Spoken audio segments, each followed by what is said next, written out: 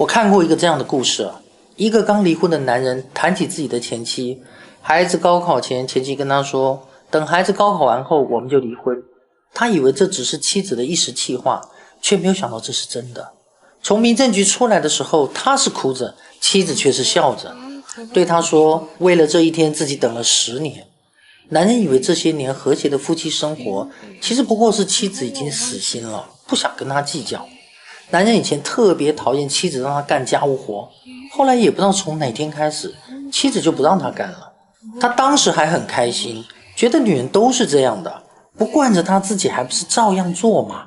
妻子生病住院给他打电话，男人说，你娘家就没有人管你了吗？找我干嘛？刚开始妻子还会反驳几句，后来就什么也不说了，干脆复查都自己一个人去。他也很烦妻子找他要钱，每次找他要钱就会冷嘲热讽，你天天在家带孩子，还买这衣服化妆品给谁看呢？后来妻子自己去上班，再也没有问过他要1分钱，老公说什么他就听着。那几年啊，这个男人真的是不管做什么他妻子都不管。有一次他和朋友喝醉酒唱歌1晚上都没回家，妻子也没有打过一个电话。当时他还笑话那些被女人催的男人们，觉得他们没本事还被妻子管着呢。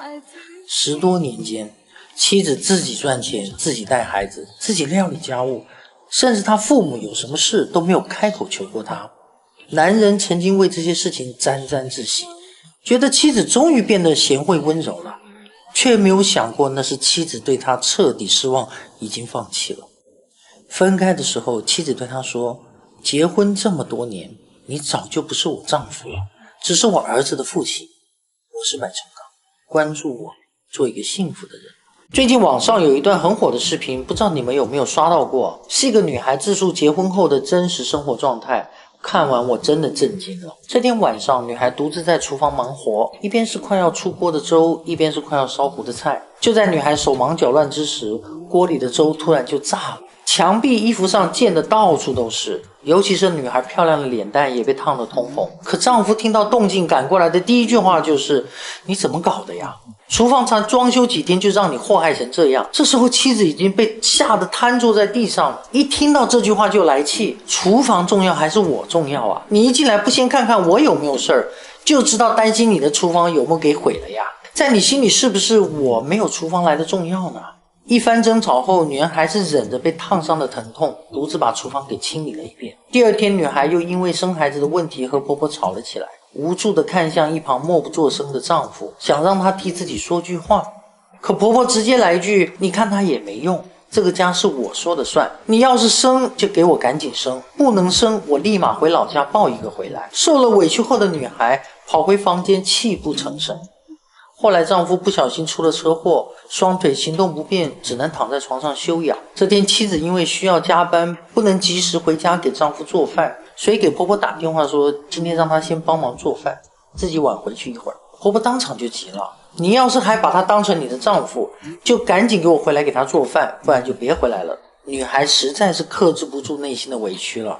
你每天在家吃饭，不是扭头去看电视，就跟楼下的老太太唠嗑跳广场舞。她从车祸到现在都是我一手照顾的，你有什么资格说我？婆婆就怒吼，我是她妈，我当然有资格了。听完女孩的叙述，相信你也很震惊吧？妻子是跟你没有任何血缘关系，却能够陪你同甘共苦的人，是给了你一个家，是让你做父亲，是最爱你的人，但同时也是你肆无忌惮伤得最深的人。他不图你钱，只希望你能护他一辈子周全，可你却让他从脸红开始，眼红结束。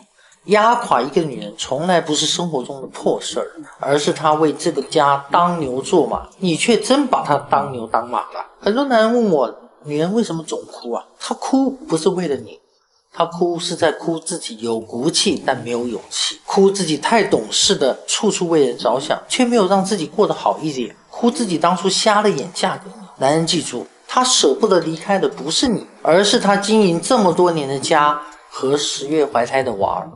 我是百成刚，关注我，做一个幸福的人。为什么有些女人40岁了依然不显老呢？其实有很多原因，除了保养好之外，有几个因素也很重要。首先是来自丈夫的疼爱，对于女人来说，这是最好的保养品。再则是经济上没有太大的压力，可以满足日常需求，不为生计发愁。还有就是要坚持锻炼身体，对身材和皮肤都有好处。最后也是最重要的，就是要有良好的心态，不会计较太多。该拼搏的时候努力向上，该接纳的时候绝不犹豫。你是这样的女人吗？我是百成钢，关注我，做一个幸福的人。女人说了这样的5句话，竟然把婆婆气哭了。你们来听听看，她说的对不对？第一，他是你儿子，你可以处处照顾他，但他是我丈夫，我们2个人之间应该相互照顾，相互扶持，不应该让我一个人为这个家付出，他像大爷一样坐享其成吧。第二，你的儿子有多懒，你应该比我更清楚。他睡懒觉，你说让他多休息会儿，别打扰他。我想多睡会儿就是在偷懒。他在玩手机，我在做饭带孩子，他难道不应该过来帮我吗？第三，不要总说谁家的媳妇儿有多好，再好那也是别人家的，不会给你买一件新衣服，也不会给你养老。想要一个好儿媳，前提是要有一个好婆婆。第四，你想让儿子孝敬你，什么都听你的，我可以理解，因为你对他有养育之恩，但不代表我就欠你什么。如果你想让儿媳孝敬你，感恩你，就先要对儿媳好一点。第五，我回娘家给我爸妈买点东西，请不要说我乱花钱，他们把我养大，我孝敬他们，这都是作为子女应该做的，任何人都没有资格说三道四。我是百成钢，关注我，做一个幸福的人。你们知道吗？不同年龄、不同经历的女孩对金钱的概念是不同的，但不管是友情、爱情还是亲情，一定离不开金钱。18岁那年，你和平时要好的朋友去超市买东西，一摸兜你发现忘了带钱，突然间想了他上个月还欠了你100块，问他能不能先还你，没想到他一脸不情愿的从包里拿出了100块，结完了账没等你就先走了。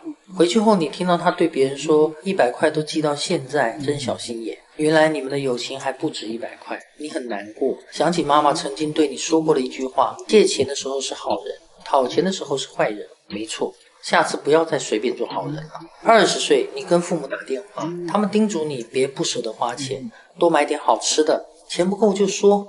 挂了电话，你的眼眶有点红了，想到好久没有回家了，于是订了周末回家的车票。到家后父母还没下班，餐桌上摆着中午吃剩的饭，一盘炒青菜和馒头。你暗自发誓，以后等赚到的钱一定要让他们过上最好的生活。22岁，女同学买了1万多块钱的包，你摸了摸材质和五金，不理解为什么要那么贵。你男朋友说这些女孩就是虚荣，你说是啊，没觉得有多好看，就算以后有钱呢，也不会买这么贵的包。男朋友夸你真懂事，是个会过日子的好女孩。24岁，你毕业进了一家大型外企，领导每天都会喝一杯38块钱的星巴克，你觉得好贵呀，速溶不一样喝嘛。有一天男同事请你喝了一杯，你发现原来贵一点的的确好喝。25岁，和朋友出去聚餐，发现有些人从来不买单，有些人总是偷偷买单。那些从不主动买单的朋友，他们经常会拿感情为借口，让你无条件的给他们帮忙。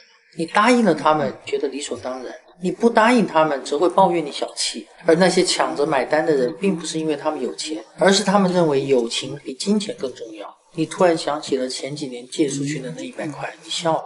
原来金钱真的可以和感情划等号，真正愿意为你花钱的人，才是在乎你们之间的友情。26岁，你分手了，因为前男友说有另外一个女孩对他更好，可以在事业上帮助他。你想起你们在一起之后，他送你最贵的礼物只是一个200多块钱的戒指，你当时还高兴到仿佛拥有了全世界。可如今他为了讨好另外一个女孩，愿意花几千块请她吃饭，甚至借钱给她买上万块的包。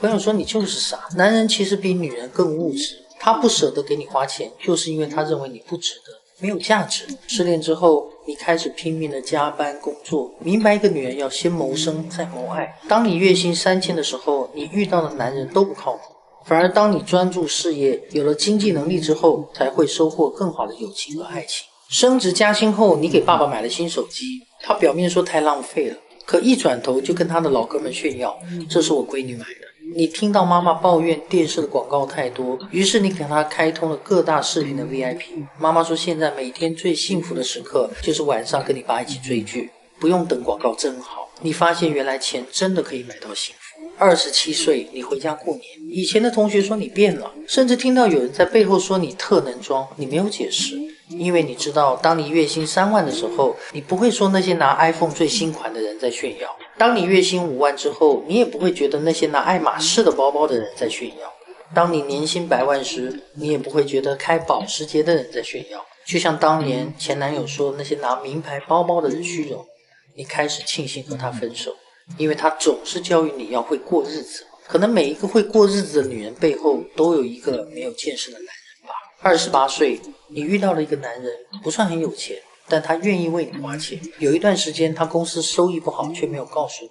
后来你听说他在公司吃最便宜的盒饭，却依然舍得给你买最好的鞋和包。你突然明白，其实一个男人赚多少钱并不重要，重要的是他愿不愿意为你花钱。最后你被这个人打动了，并不是因为他的礼物，大家都知道名牌包你能买得起，房子你也有，而是他为你花钱的那一刹那，你感受到了他的诚意和真心，那种感觉是无法用金钱来衡量的。后来你帮男人出谋划策，他的公司有了起色，他还是愿意为你买最好的东西。你明白，只有2个人实力相当，才能拥有更稳固的爱情。30岁，你依然努力赚钱，因为你喜欢的东西都很贵，想去的地方都很远，爱的人也很完美。你20出头的表妹问你为什么要买这么贵的包啊？恍惚中你看到了当年的自己，你笑着对她说，不贵，以后你也能买得起，因为你值得更好的。我是百成刚，关注我，做一个幸福的人。